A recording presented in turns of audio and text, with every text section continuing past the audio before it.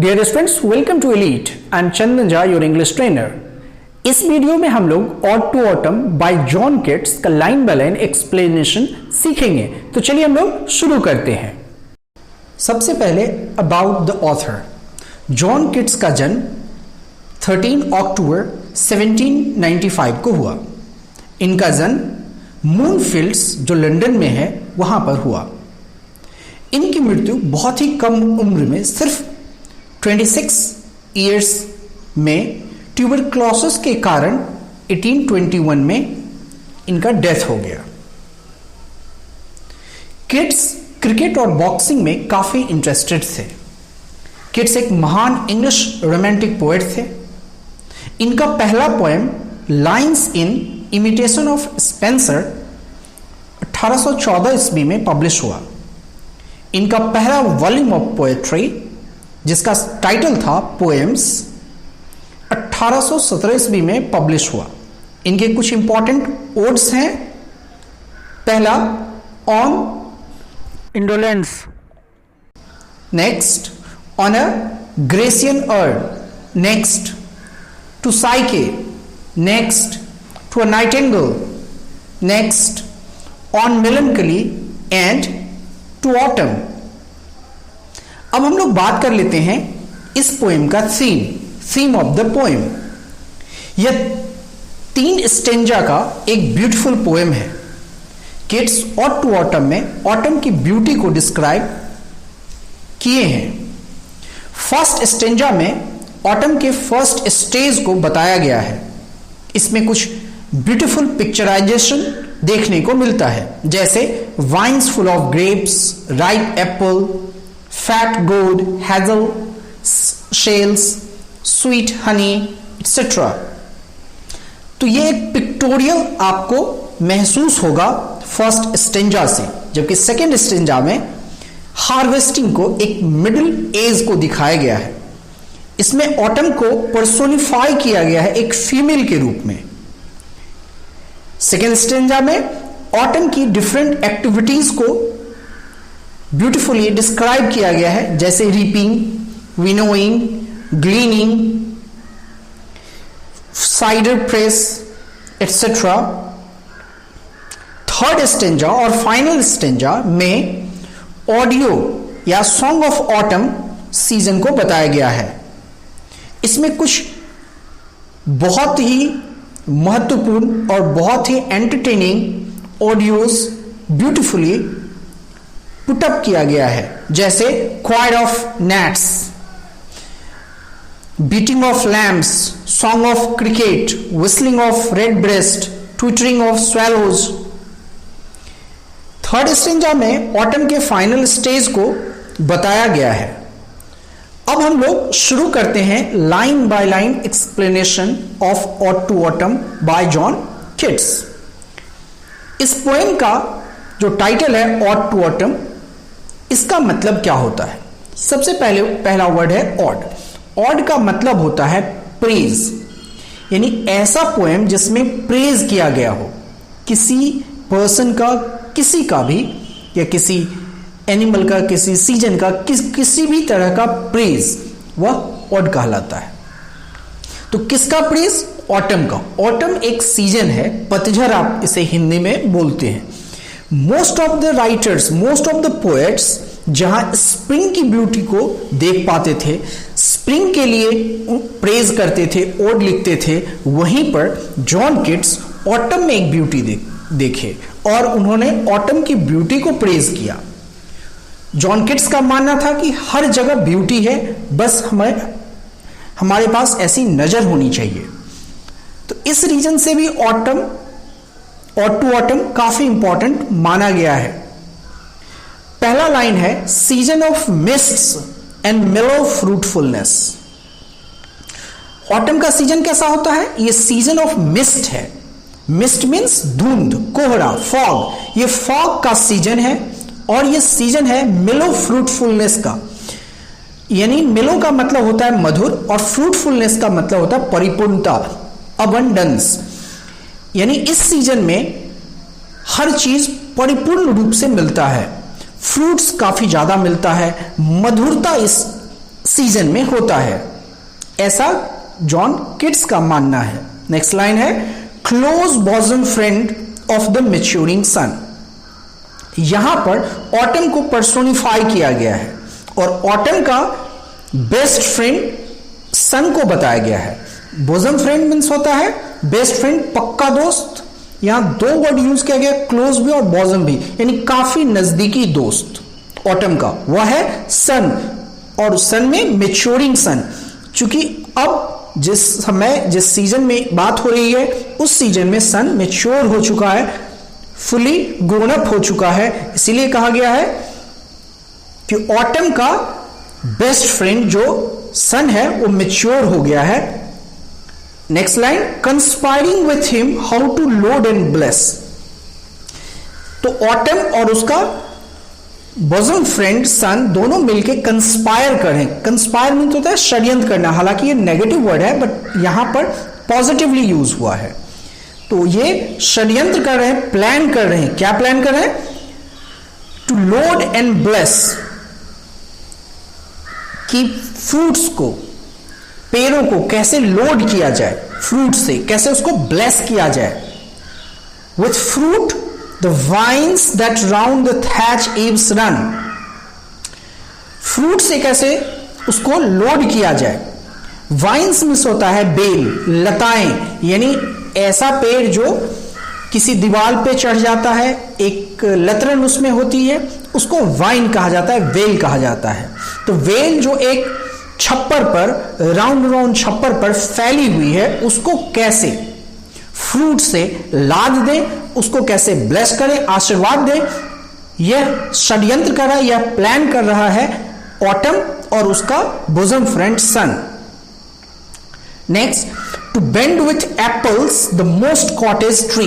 या मोस्ट का मतलब होता है काई, बहुत सारे पेड़ पे काई लग जाता है, उसको मोस्ट कहा गया है। तो कह रहा है अगला प्लानिंग उनका क्या है कि कॉटेज ट्री, जो मोस्ट कॉटेज ट्री है जहां पर काई लग गई है, उसको एप्पल से कैसे बेंड कर दिया जाए, उस पे इतना एप्पल भर दिया जाए जिससे वो पेड़ बेंड कर जाए, यह प्लानिंग है। अगला लाइन है and fill all fruit with ripeness to the core, और सारे फल को उसके कोर तक, उसके अंदर के भाग तक पका दिया जाए। नेक्स्ट प्लानिंग उनकी क्या है? टू स्वेल द गोड, गोड मीन्स कद्दू, लौकी, उसको कैसे फुला दिया जाए। And plump the hassle shells, hassle shells का मतलब अखरोट हो गया, तो अखरोट को कैसे मोटा कर दिया जाए, कैसे फ्लैशी कर दिया जाए, कैसे उसमें ज्यादा गुदा आ जाए, यह प्लान कर रहे हैं। With a sweet kernel to set budding more, और हैजल शेल्स को किससे किया जाए? गुठली से। कर्नेल मीन्स गुठली, तो उसमें कैसे स्वीट गुठली आ जाए। साथ ही साथ to set budding more, bud means होता है कली, और कैसे वो प्रिपेयर करना चाहते हैं, स्टेज सेट करना चाहते हैं, ज्यादा बडिंग हो, ज्यादा कलियां खिले, मोर एंड स्टिल मोर, मोर और भी ज्यादा। Letter flowers for the bees, बाद में वह फ्लावर्स बने बीज के लिए। बीज मतलब होता है मक्खी, मधुमक्खी। Until they think warm days will never cease, जब तक वो ऐसा सोचे, वो मतलब मधुमक्खियां ऐसा सोचे कि ये जो गर्मी का दिन है कभी खत्म नहीं होगा। सीज मीन्स होता है स्टॉप, रुकना, खत्म होना। For summer has over brimmed their clammy cells, यहां पर ओ यार मतलब ओवर, ब्रिम्ड, जैसे ग्लास होता है उसका सबसे जो ऊपर का भाग होता है उसको ब्रिम कहा जाता है, यानी उसके क्लेमी, क्लेमी में चिपचिपा, चिपचिपे सेल्स को उसके जूस से पूरी तरह से भर दिया जाए, उसके रस से पूरी तरह से लबालब भर दिया जाए, ऑलमोस्ट रिसने की पोजीशन में आ जाए। नेक्स्ट स्टेंजा का पहला लाइन है who hath not seen the oft amid Dai store. यहां पर राइटर ने पर्सोनिफाई किया है सीजन को एक फीमेल के रूप में वो बोल रहे हैं कि आपको किसने नहीं देखा है। Who hath not seen thee, thee मतलब यू, हैथ मतलब हैज होता है, पास्ट में हैड हो जाएगा, किसने आपको नहीं देखा है। ऑफ्ट मीन्स ऑफन, अक्सर। अमिड दाई स्टोर, अमिड मीन्स बीच में, दाई मीन्स योर, आपके स्टोर के बीच में आपको बैठे हुए किसने नहीं देखा है। Sometimes whoever seeks abroad may find, कभी कभी कोई भी जो खोजेगा बाहर, may find thee sitting careless on a granary floor, आपको ग्रैनरी फ्लोर पे, यानी जहां पर अनाज का ढेर रहता है उसको ग्रैनरी बोलते हैं, ग्रैनरी फ्लोर पे केयरलेस, लापरवाह बैठे हुए पाएगा। Thy hair soft lifted by the winnowing wind, thy means your, आपका हेयर लिफ्ट हो रहा है, उड़ रहा है, किसके कारण, विनोइंग विंड के कारण। या विनोइंग का मतलब होता है जैसे पुराने जमाना में अनाज को हटाने के लिए एक तरह से वहां पर हवा दिया जाता था जिससे अनाज अलग हो जाता था, भूसा अलग हो जाता था, तो उस हवा से, विनोइंग विंड से आपका हेयर उड़ रहा है। और on a half reaped furrow sound asleep, half reaped का मतलब होगा आधा कटा हुआ, फरो मतलब होता है जैसे किसी जमीन पर जब हल चलता है तो एक गड्ढा हो जाता है, उसको फरो बोलते हैं। तो वहां पर आधे कटे हुए और वो जो गड्ढा है उसमें आपको साउंड अस्लिप, गहरी नींद में सोए हुए पाता है। Drowsed with the fume of poppies, या पॉपीज का मतलब होता है एक नशीला पेड़ होता है, जैसे लोग नशा करता है, अफीम आप कह सकते हैं। अफीम के नशा में आप ड्रॉज्ड हो, मतलब थोड़ी सी नींद जैसे आने लगती है, बेहोशी टाइप की होने लगती है, उसको हम लोग ड्रॉज्ड बोलते हैं। While thy hook spares the next swath and all its twinned flowers, जब thy means your, hook मतलब एक तरह का औजार होता है जिससे फसल काटा जाता है, उसमें आपने स्पेयर कर दिया, नेक्स्ट स्वैथ को आपने, यानी जो नेक्स्ट कटा हुआ लाइन है उसको आपने छोड़ दिया जो फ्लावर के साथ ट्विन्ड थे, फंसे हुए थे। And sometimes like a gleaner dost keep, और कभी कभी ग्लीनर की तरह, ग्लीनर मतलब होता है बटोरने वाला, जैसे पेड़ जब अनाज कटता है तो वहां कुछ अनाज का दाना गिर जाता है और उसको जो उठाता है उसको ग्लीनर बोला जाता है। तो कभी कभी ग्लीनर की तरह आप अपने सर पे रख करके, you dost keep steady thy laden head across a brook, अपने सर पे अनाज को रख करके स्टीडी, शांत होकर के ब्रुक को क्रॉस करते हो। ब्रुक मतलब होता है नाला, और जैसे किसी खेत के पास एक छोटी सी नदी होती है लेकिन बहुत छोटी होती है, उसे आप नाला कह सकते हैं, उसको ब्रुक कहा जाता है, ब्रुक को क्रॉस करते हो।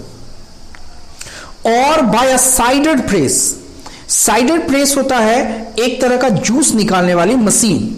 पहले जमाने में एप्पल से जूस निकालने के लिए साइडेड प्रेस का यूज किया जाता है। और by a cider press with patient look thou watches the last oozing hours by hours, आप क्या करते हो, साइडेड प्रेस जिससे एप्पल से जूस निकलता है, उस जूस निकलने को घंटों तक बहुत ही पेशेंट लुक के साथ, बहुत ही इत्मीनान से देखते हो, लास्ट बूंद तक घंटों देखते रहते हो। Third stanza, where are the songs of spring, ay where are they, कहां है स्प्रिंग का सॉन्ग, कहां है वे। Think not of them, thou hast thy music too, correct, तुम उसके बारे में मत सोचो। You have your own music, आपका अपना खुद का म्यूजिक है। While bud clods bloom the soft dying day and touch the stubble plains with rosy hue, यहां पर कह रहा है कि ये जो बार्ड क्लॉड है वो ब्लूम कर रहा है, चमक रहा है, किसमें? सॉफ्ट डाइंग डे, दिन खत्म हो रहा है उसमें। And touch the stubble plains with rosy hue. Stubble plane का मतलब है जैसे जब अनाज कट जाता है तो एक छोटा सा पोर्शन रह जाता है जमीन के साथ, जिसे खूंटी कहते हैं, यानी थोड़ा सा कटा हुआ हिस्सा अनाज का, उस पे वो कलर छोड़ता है। कौन सा कलर? रोजी ह्यू। रोजी मतलब गुलाबी कलर छोड़ता है। देन इन अ वेलफुल क्वार्ड the small gnats mourn. Gnats होता है इंसेक्ट, छोटा सा इंसेक्ट। छोटा सा इंसेक्ट मॉर्न करता है, मातम मनाता है, रोता है, बहुत दुखद आवाज में रोता है। Among the river swallows born aloft or sinking as the light wind leaves and dies।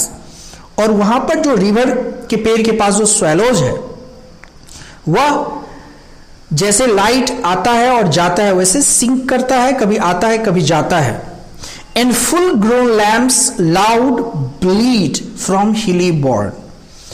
और कह रहा है कि lamb, fully grown lamb, lamb मतलब मेमना, मेमना जो पूरी तरह से मैच्योर हो गया है वो ब्लीड करता है। ब्लीड मतलब मिमियाना, मिमियाता है। कहां से? फ्रॉम हिली बॉर्न, हिल से। नेक्स्ट लाइन है हेज क्रिकेट सिंग। हेज क्रिकेट झिंगुरा कह सकते हैं, इंसेक्ट ही है, वह गाना गाता है। And now with treble soft, now with treble soft, soft है बट वो आवाज ट्रिबल है। The redbreast whistles from a garden croft. Garden croft मतलब गार्डन जो सराउंडेड है। रेड ब्रेस्ट एक तरह का चिड़िया है जिसका नाम रॉबिन है, वो विसल करता है, सीटी बजाता है गार्डन क्रॉफ्ट से। एंड गैदरिंग स्वैलोज, यानी छोटी सी चिड़िया होती है स्वैलोज जो इकट्ठा हुई है। Gathering swallows twitter in the sky, आकाश में चहचहाती है। डियर स्टूडेंट्स, इस वीडियो में इतना ही। अगर आपको वीडियो पसंद आया तो वीडियो को लाइक करें, शेयर करें, चैनल को सब्सक्राइब करें और बेल आइकन को प्रेस करें ताकि आगे आने वाले वीडियोस का नोटिफिकेशन आपको समय पर मिलता रहे। Thanks for watching, bye bye.